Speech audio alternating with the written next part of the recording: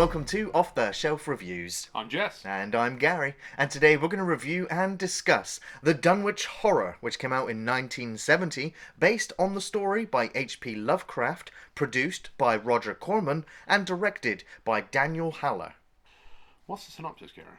Well, the story follows Wilbur Whatley, who plans to steal the Necronomicon from the Miskatonic University while ensorceling a virgin woman in an attempt to summon the Old Ones to enslave all of humanity in H.P. Lovecraft's classic tale of terror and the supernatural, as the devil's spawn is about to open the gates of hell. That was very dramatic. Well, you got to spice it up a little bit. I know. Now, there's a bit of a misconception with the pronunciation of Dunwich, as all the characters in the film will call it the Dunwich, or the town of Dunwich, but it's actually pronounced Dunwich, like Greenwich Village. Yeah. But it's... I think there's a Dunwich in the UK that I've heard pronounced Dunwich. Now you say it like that. Yeah, but it's no biggie, really. But this was a film that kind of went into production in the early 60s, but it kind of fell through. They were originally going to be hiring Mario Bava, an Italian director, and it was going to be a joint American-Italian production, but that kind of fell through. And then there was the release of Rosemary's Baby, which did really well critically, commercially, and that kind of got the studio fired up again. The nature of Hollywood is it'll always follow the newest trends. Exactly. So it was like, right, we need a cult movie with supernatural undertones. What do we have? Oh, we had this old project, and that's what really got the ball rolling on this production. Yeah, Roger Corman again leads these sorts of things. He does executive produce what he loves. He does tend to, lean on the cheap side of horror production. His studio, and he cranked out many movies. Although this one got fairly large, it was a bigger production and generally was quite well received for its time. Now we'll grumble about some of the effects. Well, we might not.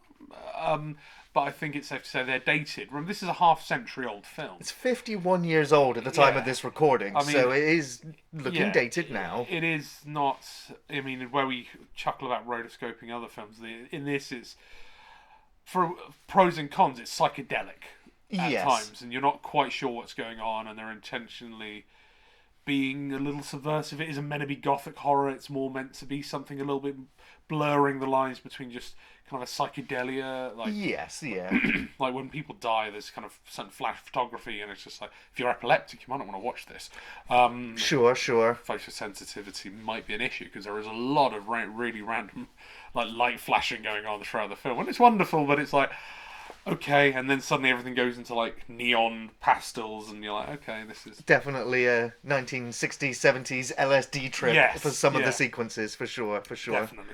Could I see that before you put it away? Do you always sneak up on people like that? Oh my, you scare easily. Well, the film has like quite I'd say, an awkward introduction, as we're greeted to about 3 minutes of this woman kind of moaning, and it sounds pretty sexual until it's revealed that she's actually pregnant and giving birth, and there are two albino women watching this until a doctor comes in to observe this birth sequence, which then rolls right into the opening credit sequence, where we're really hit with some really good music. It really kind of builds the mystery and the supernatural elements. And an animated title sequence, which is quite clever and minimalist. But again, technology of the time, they were doing what they could. And it was quite a nice little animated sequence where you kind of got the kind of cult-ish leader dragging the woman across a landscape, and then it eventually morphs into a person, and it's like a devil, who ends up picking them up and devouring them.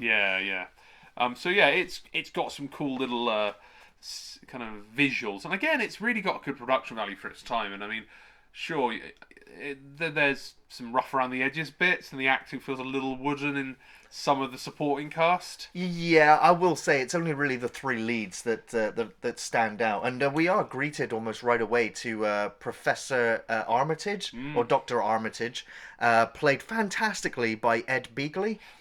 Now, his first introduction sequence, I was just like, oh, his acting here is a little bit Well, it's the dialogue. forced. I feel like it's the dialogue because it is so cumbersome, and this is where I find people don't write good horror in general, and this doesn't just go for the Eldritch. It deals with the kind of clunky, this is the Necronomicon, and he doesn't quite know what he's meant to be saying about it, because they clearly haven't prepped him, and the dialogue itself is like, it's a book of talking about a cult. His character is supposed to know about it, but the actor doesn't really know about really the significance of it. Yeah, maybe. I mean, I don't expect every actor to be 100% into everything they're playing, but it feels like they didn't prep him. I do feel the dialogue's still clunky, though, because it's just like, he's sitting this book in the middle, oh, it's the only copy, it's invaluable, and we've left it in a cabinet in the middle of the room. It's only this one sequence with him that I think is his weakest. After that, he's definitely into character for the rest of the film. Yeah, he shows concern, and it's still, like we said, right for the finale, this clunky dialogue that doesn't fully convey what's going on, and they're not doing too much of an exposition dump, because they kind of do drizzle the Eldritch information across the story. But it's, as I said, it's just delivered a bit clunkily. I feel the script doesn't quite know how to tell that story. I think they need cutaways, they need the flashbacks and forwards, and kind of the little bits of information they're doing through other kind of memories of the past, and like you seem to be getting flashbacks for the girl throughout the story of what's happened previously to other girls. It feels like they're trying to fill the gaps, but it just doesn't quite work. That's why I just feel like, I think all the way out at the finale, until you kind of read some other discussions around it and understand the actual original work, you wouldn't really know what's going on. Well, I mean, that is one of the biggest criticisms about this film, is that it is a very, very loose adaptation of the original source material. At the time, it was arguably one of the best. I mean, people gave it pretty good critical responses at the time, and it actually got a full cinema release. Yes, yeah. I just think it's from fans of the Lovecraft book that would look at this and just go, they've got all of it wrong. You know, it's almost the Dunwich horror in name only, especially when we get introduced to Wilbur, who is played really well by legendary actor Dean Stockwell. Oh, fantastic, yeah. Who, of course, he plays it very strangely. I mean, he's designed to almost be aloof and magical. Otherworldly, yes. Indeed. But in this, he comes across incredibly charismatic. It's almost like he in Sorcels, Nancy Wagner, who is also played really well by Sandra D, with just a look and a gaze, it's almost like he's mesmerized her, put a spell on her, yes. because, she's almost smitten with him right away, whereas everybody else is very standoffish with him, because he is so socially awkward and he's very softly spoken. But he's inquiring about the Necronomicon, and Nancy gives him full access to it. She's like, yeah, go and help yourself. And you're like, this spell book is one of the most powerful artifacts in all of Lovecraft's mythology. It is such a nonchalant opening. It's like, there's this artifact of Arthur Doom. It's just help yourself. Oh yeah, there's no real worry about it. And I mean, the problem is that the agency of the female cast members, not to date the film again possibly, does feel like, oh look, it's female. Oh, she's the damsel in distress. Oh, there's another one. She's dead. Oh, you kind of just go, they're not that. They're sort of throwaway characters almost, because it is sort of a mystery with a couple of scholarly gentlemen chasing the devil down again, and it reminds me of Hammer Horror, because again, I know of the same era, sure. I don't think Hammer Horror was still putting films out around this time. So again, maybe that was just the kind of trope they fell into, but it does feel like the Helsings and the witch hunters chasing down the evil wizard at the end, and it's just like, okay, this is all a little bit. Not slapstick. Just stereotypical, I suppose. Yeah. It's definitely. It's definitely. You could have swapped out Wheatley for any Christopher Lee Dracula, which I think there was one this year, possibly. It's a weird film because it falls into these tropes, but also I think it's still doing some honour to the book it's based on, because it sets the tone and it does understand a little bit of what it's trying to do with the Eldritch horror. Yes. Yeah. But yeah, that's, even though the book at the beginning I feel is just. It's a better prop than some of the films we've seen them. Sure. Because at least it looks kind of a dark and with its arcane illegible writings. Illegible manuscript. But it's still, I don't know, I think the modern interpretations where it's written in blood and on flesh, it looks a bit more gruesome, and there's kind of scrawlings down the kind of middle where you can't quite see what they've written in the kind of... Yeah. Oh, it's so cool. But a good Necronomicon is a beautiful artifact. Indeed. You've read my paper on Oliver Whately? He was a great man. They hanged him. So Wilbur ends up, reading from the book until the professor returns, removes the book from him, puts it back in its protective case. But then Wilbur continues to, I guess, start seducing Nancy, and he figures out that he's missed his bus. And you're like, oh, really? That's a coincidence. But she almost immediately offers then to drive him back to Dunwich. Yeah. So he's just like, oh, okay. And, this film is definitely a slow burn. We spend a lot of time with these two now for the rest of the film, where she drives him back. We have that awkward moment where she wants to get the car filled up with gas, and the guy sees who's her passenger, and it's just like, nope, that's it, like $1 and just go. And you're like, okay, so yeah, the townspeople are definitely familiar with the Watleys and definitely don't want anything to do with him. And the film, there's a couple of sequences where we explain that his grandfather was a warlock and the town executed him in like the town square. And so there's still a resentment about this family and whatever dark magics they were practicing. Yeah, the Whateleys are quite a weird family. I mean, it's nice that again they're getting a kind of the build and the mystery, and again it's like all generations of this family are damned to attempt to deal with the devil. Yeah, which is kind of cool. I mean, I like that. I'm glad you find it interesting. I mean, I'd somehow love a sequel to this where they don't overly reference it and just had a Whateley reference, the one that continues their lineage into it, because the kind of dark histories to these where you weave a story, that works. They do well at it. And I mean, I love that. You're right, the bit in the car is just awesome because it's just he's you can see him hiding, and I was like, oh, he's hiding it from the guy and kind of keeping his face covered. Yeah. And then he cleans the window and spots him, and I'm like, oh, that's pretty good. Yeah. Again, this is it has subtle ish writing at times, and again, it's not bad for its kind of the era it's written and made in. Yeah. Well, we get our first hint of him being the villain of the piece when he brings her back into his house, and he's kind of like, you must come in, you must have a cup of tea. And we see him putting drugs into her tea. Yes. We also then see him sneak out of the house to sabotage her car so that when it is time for her to leave, the car won't start. And, he doesn't have a telephone, so there's no way for her to call for help. So he said, well, you're just going to have to spend the night. He does have gas, though. I remember thinking, you have gas but no phone. It's just like, well, you pay somebody to wire that in. Whatever. I mean, it amused me because I was like, that's just I guess it's just... It's a trap! It's a trap. We've taken out the phone lines. But yeah, we have we do get introduced to Old Man Whatley, who's also played by Sam Jaff, who's pretty good in the role. It's a very minor role, yes. But he's also someone who's just like, what are you doing, Wilbur? Why have you got this girl in the house? And Wilbur's just like, just go upstairs, old man, I'll deal with you later. And there's a couple of really cool, quick edits to an attic door somewhere in the house just rocking, and you just know that there's something demonic behind that door. And I love the way it keeps cutting back to them two conversing and then back to the door, and it's like, okay, the secret in the attic, what's up there? We remember the woman giving birth at the beginning, and we will find out that, like the story, there was 2 sons born. Suppose she goes up there. She won't. She has no reason to.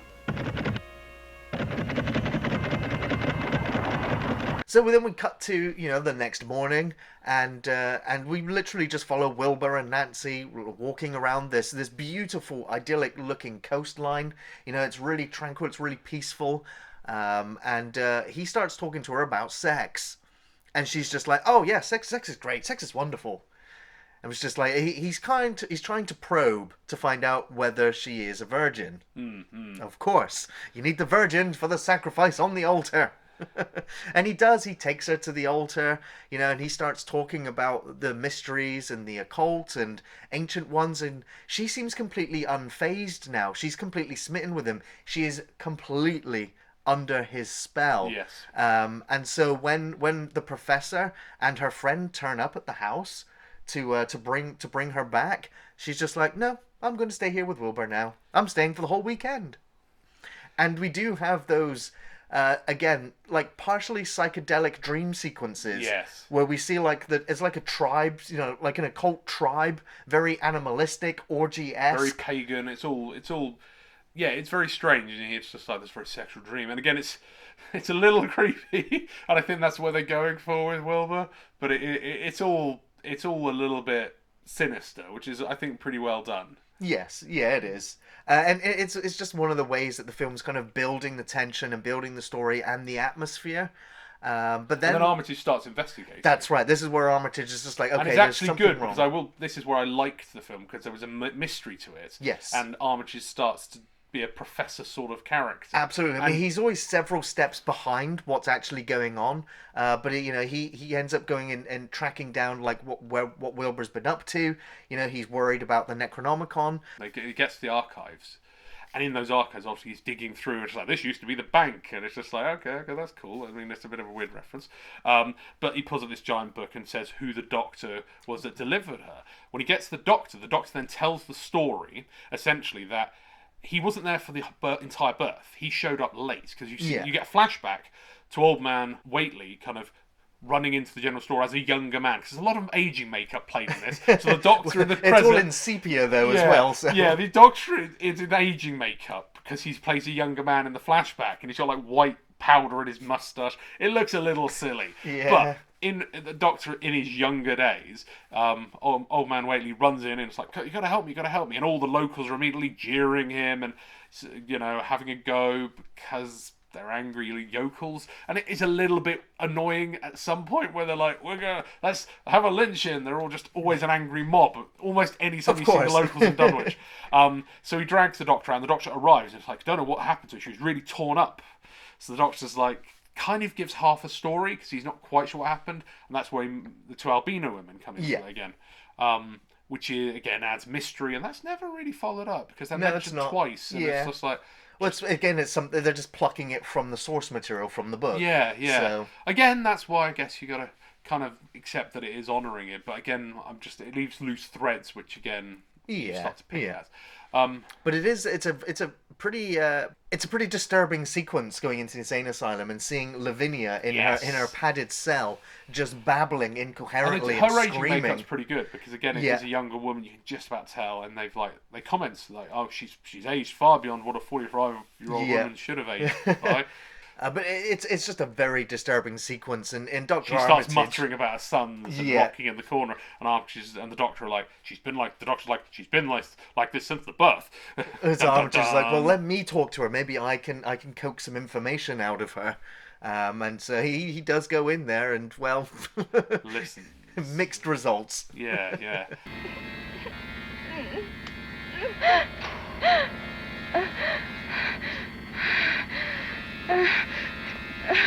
But it adds this further mystery to what broke this woman. Yes, but I mean, it lets Armitage know that that Wilbur's definitely up to something, that there's something otherworldly, and I do chuckle at that, because Armitage's leaps of logic is like, I'm not really sure I believe in the Eldritch. Nope, pretty sure it exists. Yep. We're moving on. But I mean, you've not really seen anything. You've got one crazy woman in a padded cell, and a girl's hanging out with a man of about her age at a house out of town.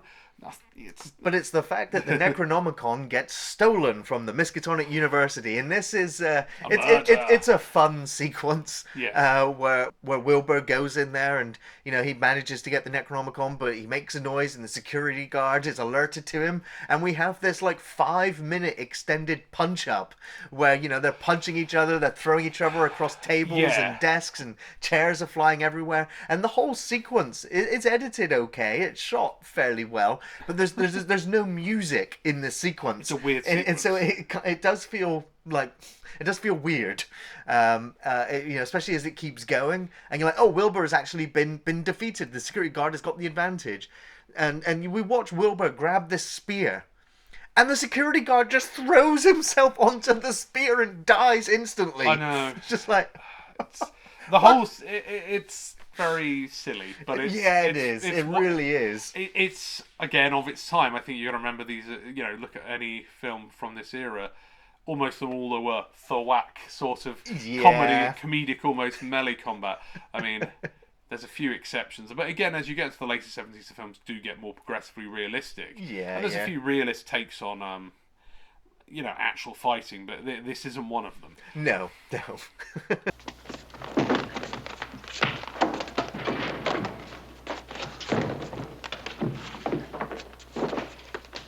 But now Wilbur has the Necronomicon, and he has his virgin, and we've had a few sequences where he's walked her through the ritual on the altar, but now he's really building up to actually perform this ritual to bring forth the old ones.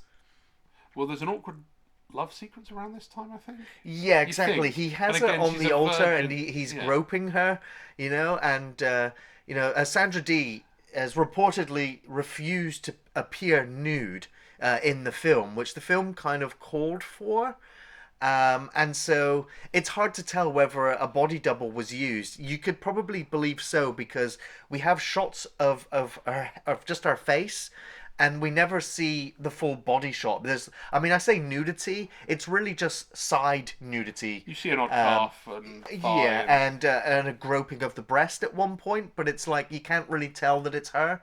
But they did apparently they built 2 sound stages to film those sequences. One to sort of, shoot the sequence, and another sound stage around that one to prevent any peeping Toms being able to look in and I say gawk at the nude parts. But there's very, very little nudity in the film. There's, I guess, more nudity in the tribal pagan kind of stuff where it looks like an orgy's occurring. Yeah.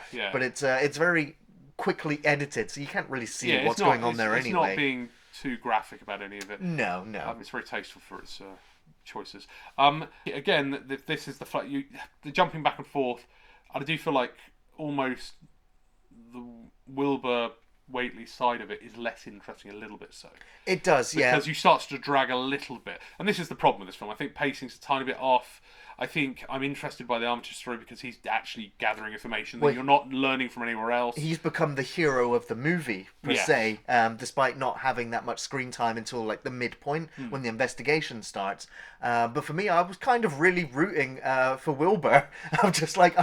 We followed him from the start, and I'm just like, I kind of want to see him succeed now. It was interesting how they kept you off foot with exactly the point of view character. Yeah. I just think the film kind of failed to just go, this is Armitage, this is our hero of the movie now.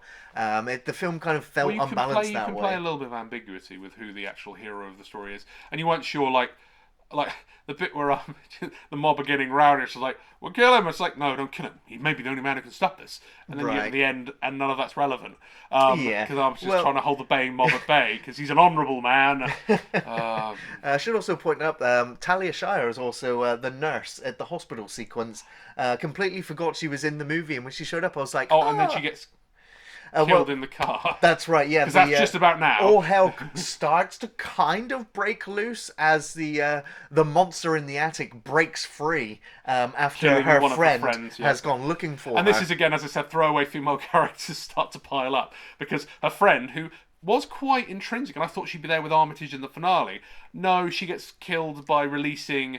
We'll assume the twin from the attic, because it's never stated clearly, but we assume it is. It's Wilbur's twin brother. Yeah. Even though Armitage also says that Wilbur's twin brother is kind of lost in time and space at this moment. Between worlds. Yeah. That's right. So, but again, the mother was injured at birth, so it made sense that something terrible happens. Yeah. And around this time, the Doctor and Armitage get called to the asylum. Yeah. Because the mother of... Lavinia, who's the mother of Whately, young Whately. Old Whately's dead at this point because he got thrown down the stairs. And again, in a bit of a throwaway moment of weirdness. And she starts to be, I don't know, panic attack to death, essentially? Sure, yeah. I don't know whether it's supernatural forces are claiming her now. And the townspeople also start to come under attack. We follow this other couple in their house. Must be near the Whately estate. There's got to be near, and they're on the telephone. They're trying to get hold of an operator to alert the police. The house starts to crack, and then the psychedelic color effect really kicks in as they look up, and basically we are the POV of the monster, so that the film doesn't need to show the monster. Yeah, it's an interesting move. There is one really good effect, like when the mob has kind of assembled and they look over at the river, and you can just see the effect. It looks like the river's freezing over as the wind kind of gushes over it, and it's just like that was it's really emotive. It really sets the mood. And it kind of told you the evil's rolling over the land. Yeah, because all the other characters, we cut to them and they're all looking into the sky at the tree line, at like some monstrosity is moving, and like, is it an invisible force? Or we're just not allowed to see it. Yeah, is it the brother trapped between worlds trying to push back? Yeah, because we did get like a very brief shot of it in the attic when it emerged, and it was like a snake Medusa creature thing. It's just like, I couldn't really tell what it is. I'm gonna freeze frame it here so that we can maybe have a better look at it now. Beholder from like D&D. It was very strange. It was, kind of yeah. Eyeballs with eyeballs. Yeah. Yeah, it was an interesting choice.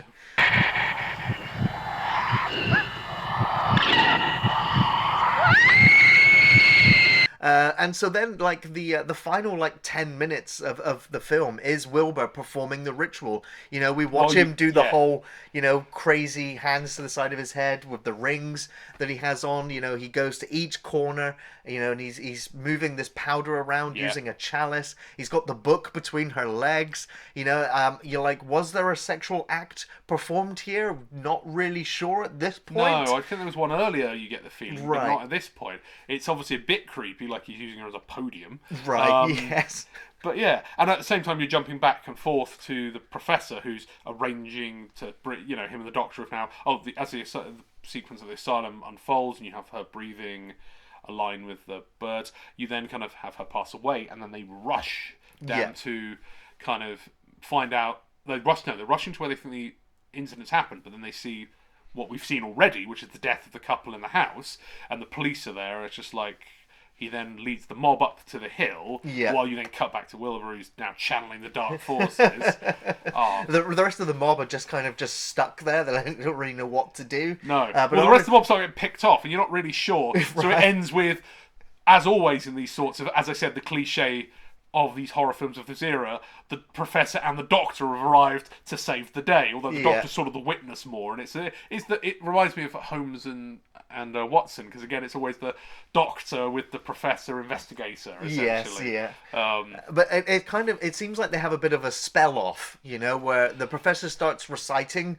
maybe some passages from the Necronomicon to stop Wilbur. Counter-spelling almost. But yeah, Wilbur, you know, puts a stop to that almost immediately and then just goes back to opening the gateway for the old ones to return. They have a weird face-off, and it is the most awkward thing where they're trying to show two wizards casting spells. Yeah, but without any magic on screen for us to see. It's just two men staring at each other. I love the smug look that Wilbur gives after he's kind of counteracted whatever Armitage was doing before he goes back to his ritual. But then Armitage, you know, he starts walking up the steps recounting these spells again, and that's when the thunder and lightning rolls in, and we don't really see Wilbur get hit by lightning. It's just, you know, superimposed fire beneath him, a purple cloud, and then we watch Wilbur's burning corpse fall off the side of the cliff. It does look like they've just got a sack of cloth shaped like a man, set fire to it, and thrown off a cliff. Yes. It's amazing. But I will say, it's his scream that sells it.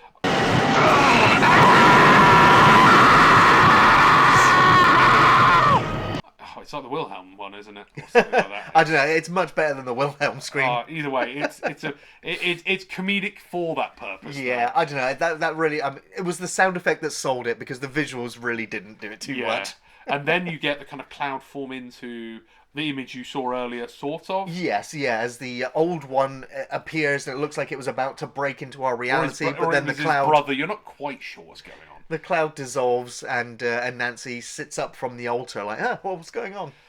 And she's rescued by the good doctor and professor. Yeah, and they walk off, I guess, you know, like they've survived the ordeal.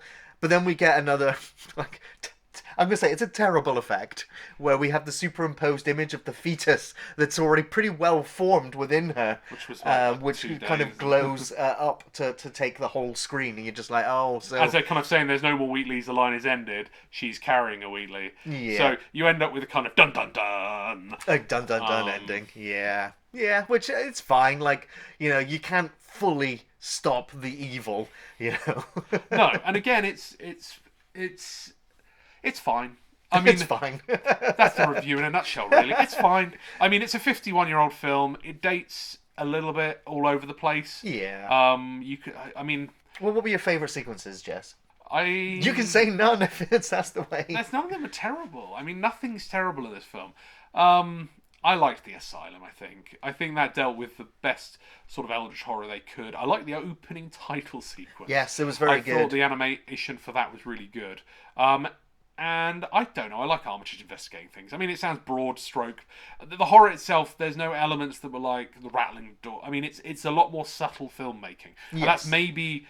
We're in a different era of filmmaking. We expect to see the horror at some point, and they couldn't do the show in this, so it was always the kind of making your imagination do the work. They want to leave it to you. So, like the girl, the nurse gets killed.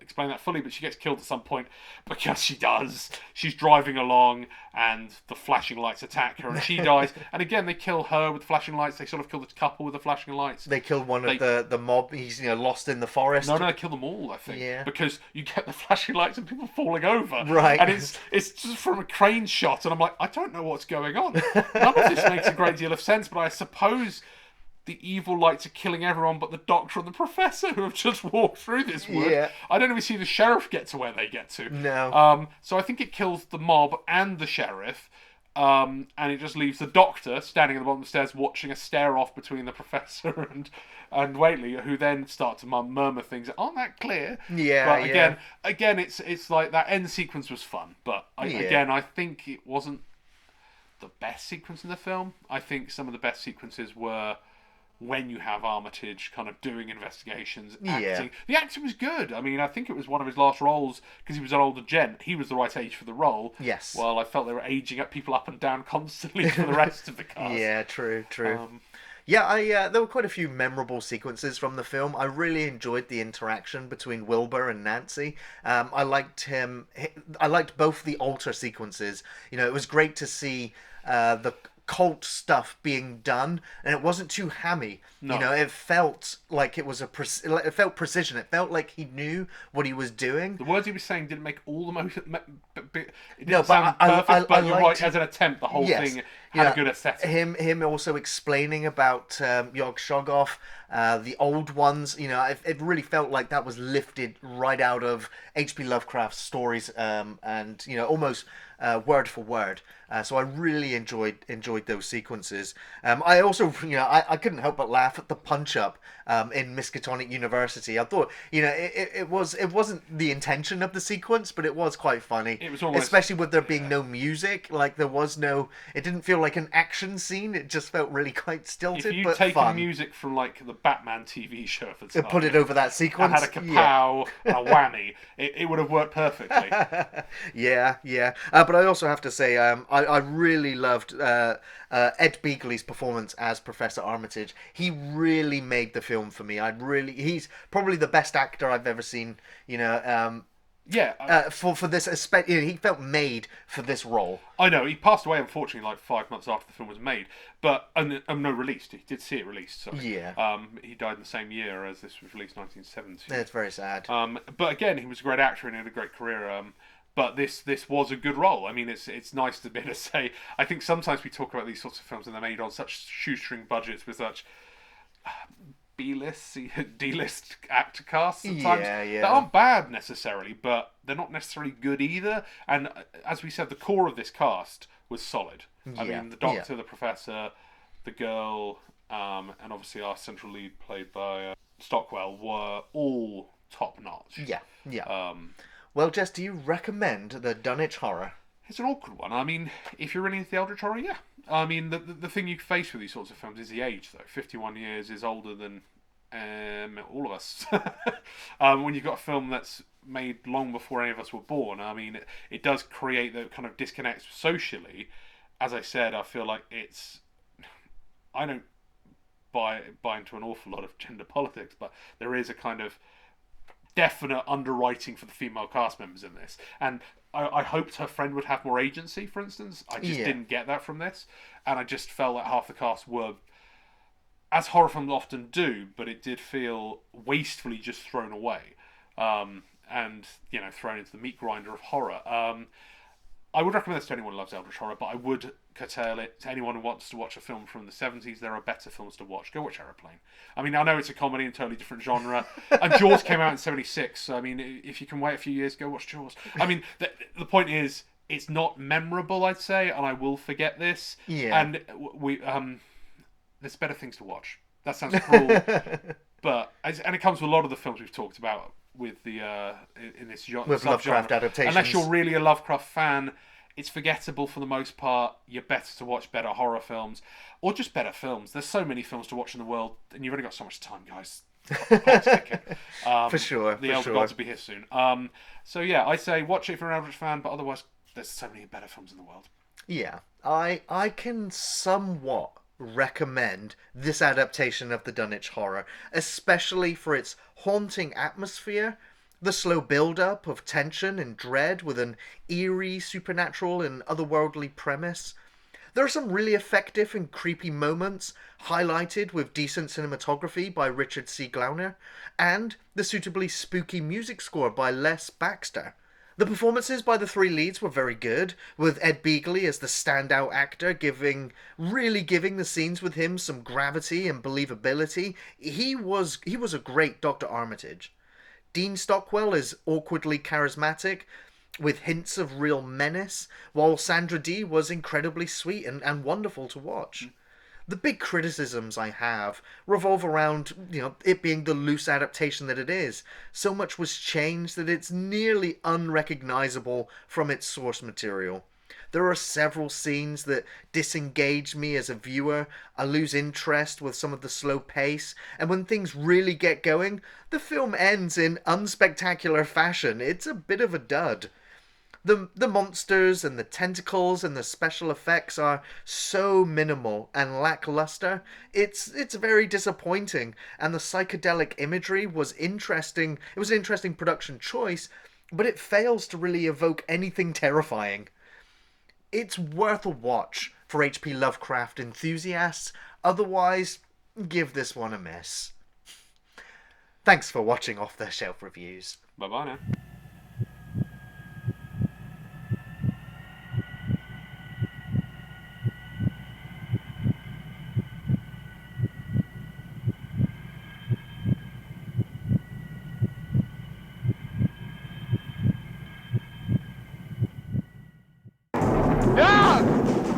Someone! Can't you